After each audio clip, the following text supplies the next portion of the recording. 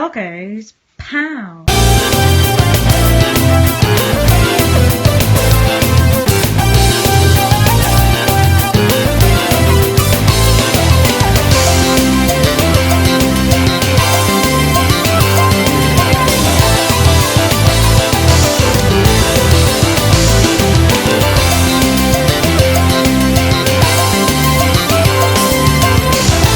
Right, let's take that yearly look at the games I've been playing over the last 12 months.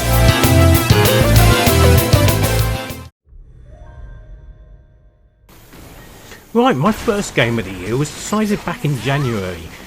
For Christmas I got Scarlet Nexus, which is something that was on my watch list for a long time, and I've duly started playing it. It's a sort of third-person action RPG, if you like. A lot of similarities with Near Automata in some places. You play a series of characters with psychic powers that can pull and push things with the power of their mind against some unusual looking robot things in a dystopian future Tokyo where some parts of the city have been fenced off as hostile zones. There's also a sprawling metropolis for you to look around. The graphics are really nice on this, not massively detailed, but it's got an overall a really good style to it. And whereas it grabbed me for a month or so back in January, do you know what? I haven't been back to it. And I really should do, because it's really good. One thing I started watching randomly last year on YouTube was first-person GoPro footage of people mountain biking down mountains. And I got stuck watching them. Some of them are really interesting and fun to watch. And I was mentioning that to Wardener75, and he mentioned there was a game on PlayStation Plus that month called Descenders. So, surely enough, having PlayStation Plus, I downloaded it and had a go, and I had great fun with it. You have a series of courses where there's different objectives to do, i.e. get through as fast as possible, or getting so much air, or doing so many tricks. All the courses are procedurally generated. They've got a basic framework about them, but the curves and turns and berms are all really sort of random. And sometimes you get some really interesting courses, and sometimes you get some not interesting courses, but it's got a really good fun feel about it.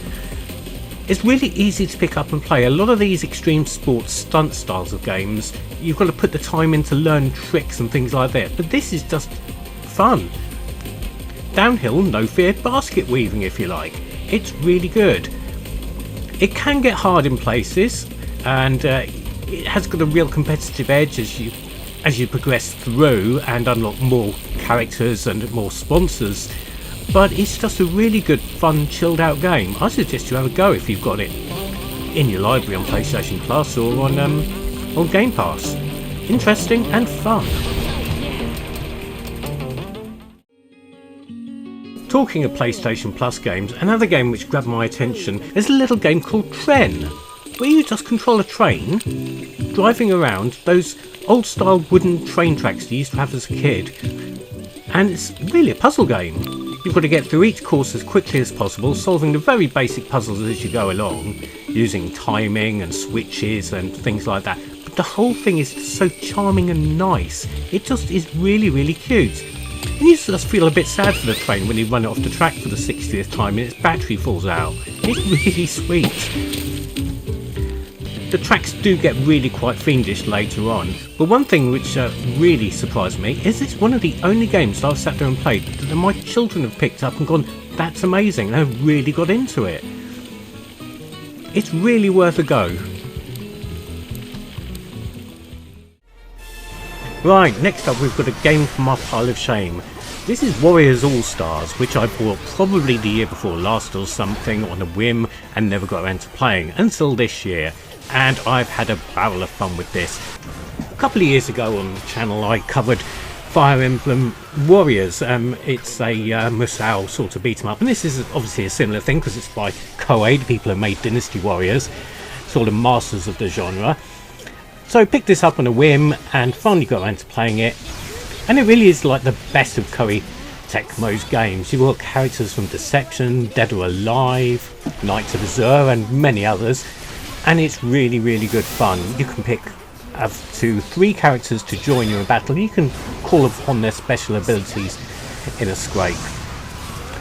One thing I would say is some of the battles are very long and very drawn out. Some of the bosses do take a long time to fight, and then confusingly enough you find yourself fighting the same characters over and over again, even if they appear to have joined your cause at some point. So I wasn't following the story, but that's on me rather than the game. If you like this kind of game and you want one really to get your teeth stuck into, and you're not too fussed on historical Chinese battles from hundreds of years ago, this might float your boat. So of course you know me, I love my shoot 'em ups, and there's a couple I've played this year. I've played a hell of a lot of Bulletstorm on the Switch. I've got it on 360, and again I covered it a few years ago, but I've really got stuck into it on Switch. It was really good to have a game like this where I could pick up and play, and I started to get pretty good at it, even though it's a bullet hell shooter, which aren't usually my first choice. But this was excellent, really good, and when I completed it multiple times, enough to unlock all the achievements, I was left feeling a bit empty. I tried a few other games like Raiden 5 and even some cave shoot 'em ups, but this, for my money, has been the best bullet hell shoot 'em up in recent memory. Really good. I really suggest, even if you've got a passing interest in trying a bullet hell shooter, go with this one. It's absolutely excellent. Really good music, multiple characters, different ways of playing. It's just really good. Don't be put off on how crazy it looks on screen right now. Just go for it and give it a go. I don't think you'll regret it.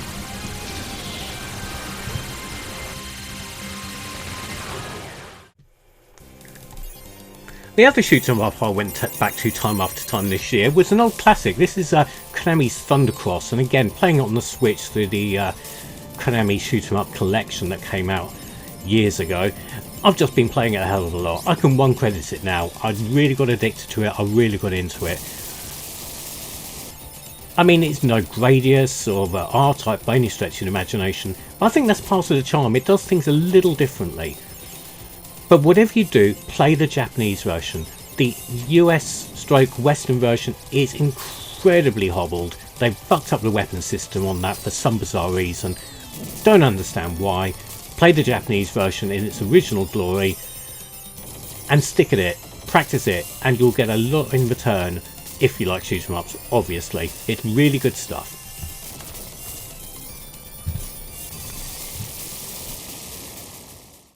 Right, surprise recommendation time.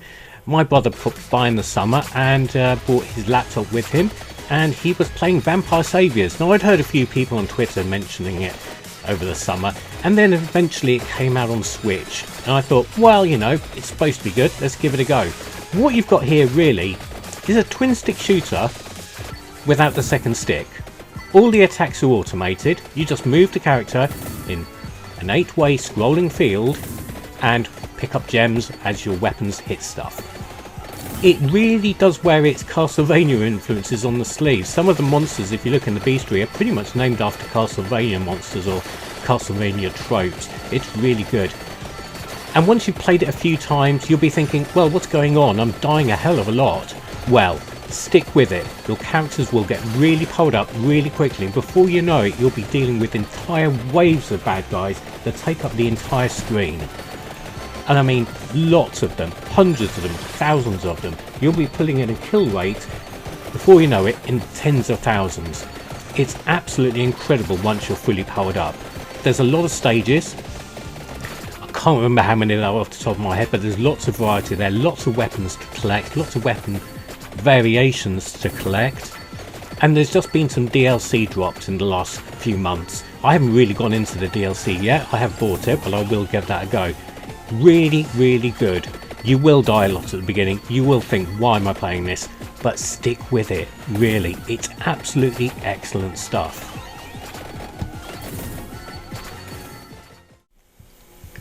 Right, a late addition here. This, of course, is Air Twister. Being a huge Space Harrier fan, this was suddenly dropped as a physical release by Strictly Limited Games. And I ordered it, and I expected to wait a while, but it came really quickly. So much so that I did a video on it. You can watch that, just go back through it. But, in a nutshell, this is a modern take on Space Harrier by Yu Suzuki himself. on the Switch, PlayStation 4 and 5, maybe PC, who knows, I don't know. But if you're a Space Harrier fan, you really owe it yourself to play this. It's out there, it's really, really good. It's a chilled, fun game with a ton of replayability, tons of stuff to unlock, and the graphics are just so gorgeous. It's got a really excellent fantasy zone for the modern century feeling to it. Excellent stuff. Track it down and have a go.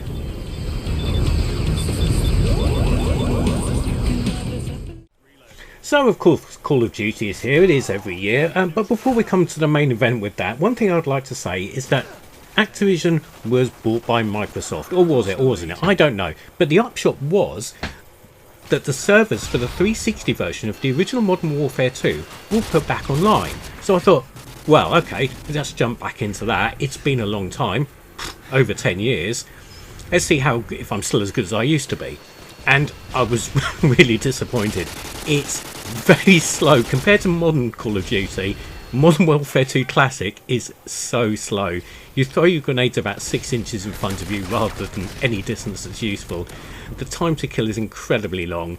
The movement is sluggish. The maps are still absolute classics, but I couldn't play it. Because I've been playing so much modern Call of Duty over the last few years, I just couldn't adjust back to this slower pace of it. I'm sure some people were having fun with it, just like in the good old days, but nah. It's gone. It's past its prime. It's moved on. Yeah. So yes, Modern Warfare, the actual Modern Warfare 2 from this decade, was played a hell of a lot, and it was fine.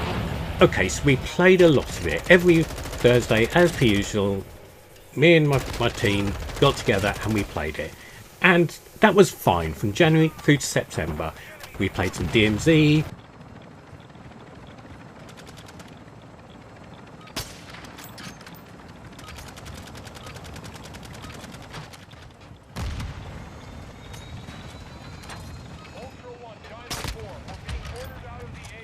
We played Warzone.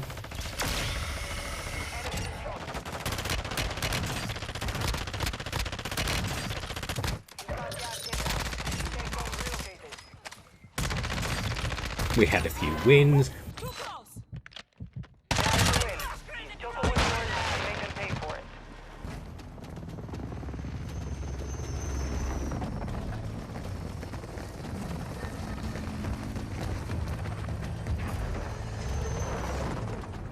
We played almost probably too much Shipment and Shoot House. Again, it's easy to go to the quick maps which give you that instant buzz, but it got stale.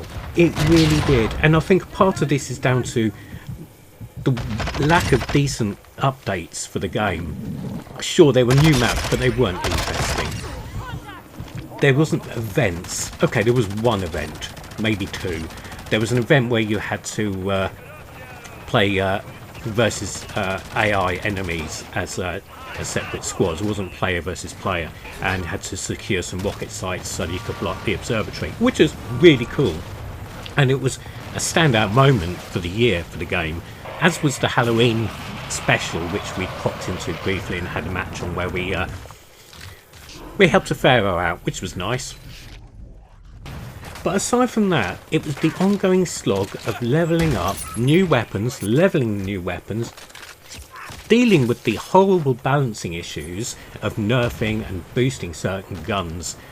Then you've got the pay to win sort of thing where certain game packs gave you perks and DMZ, and it was just getting really, really stale. Activision had been running the franchise into the ground.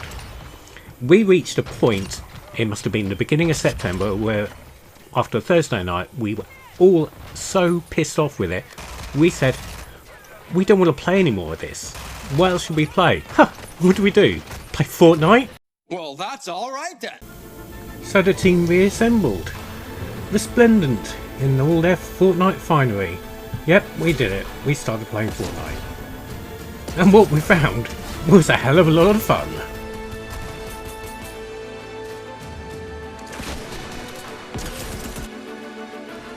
Had to get up there! Wasn't easy! I don't think there was a moment in the last couple of months since downloading Fortnite that we've looked back, but there hasn't been a moment where we've been pissed off with the game or annoyed or angry. It's just been fun and light-hearted. Going straight in as someone who's been playing Call of Duty for the best part of 3 years, I dropped into my first game and came first.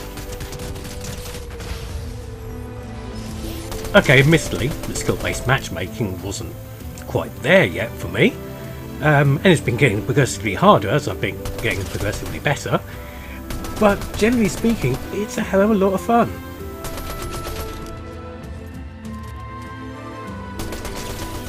There's been 3 maps in the last 3 months.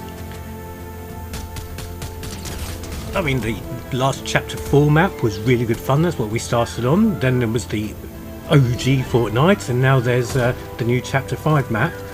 It's just been really good. We've just had such a lot of fun with it. And you know what?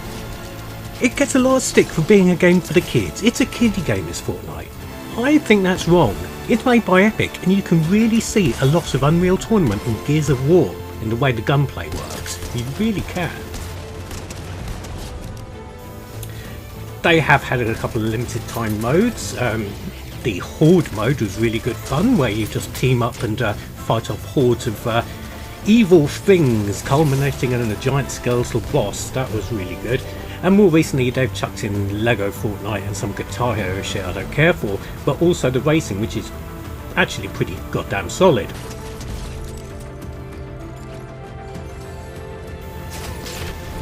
But we've had a lot of fun there. I mean, things like putting lightsabers in it, some of the characters, it's like a really bizarre mashup of all of pop culture.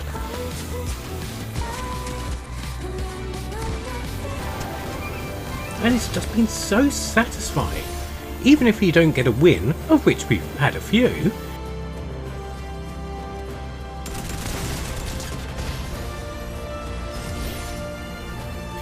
it's just still just so much fun to play.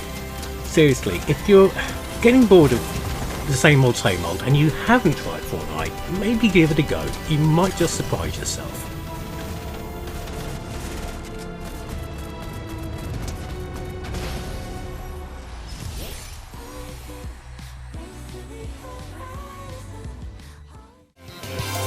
There we go, that were my games of the year for 2023. How many have you played? Is there anything I missed I should have played? And what have you been playing this year? In the meantime, here's a little list of people who have made my year marginally better.